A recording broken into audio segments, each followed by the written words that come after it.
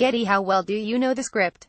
But how well do you know the group, fronted by Danny Odenoghu? Check out these 10 surprising facts and see how many you already knew. Point 1. Danny and Mark used to be in a boy band before they picked up their instruments. Danny Odenoghu and Mark Sheehan were in a boy band called My Town, formed in 1996. They were signed to a record label and could have set the charts alight, but the road ended when the company split and they were forced to be dropped. Their eponymous album, released in late 1999 in the US, had a messy release. It never saw the light of day in the UK or Ireland, but one single from it, Party All Night, charted at number 22 on our shores. Getty, Danny and Mark were formerly in My Town too.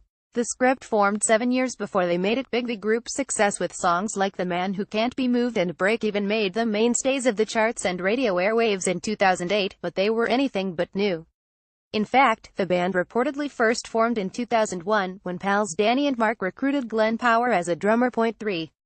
Danny has a surprising Britney writing credit. It's no secret that, before the script hit the big time, Danny and Mark had worked with an array of artists behind the scenes.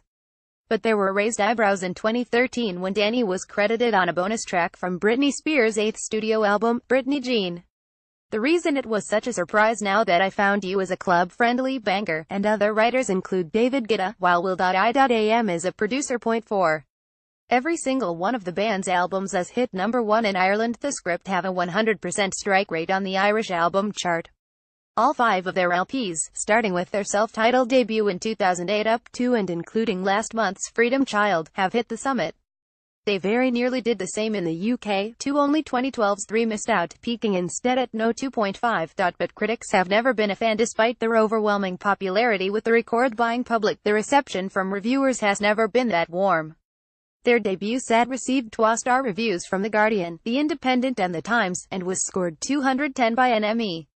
Science and Faith fared slightly better. The Telegraph, for example, awarded 4 stars, but 3 scored a lowly 38,100 weighted score on Metacritic. No Sound Without Silence got 1 star from The Guardian, and Freedom Child got 2 stars from the London Evening Standard and The Observer.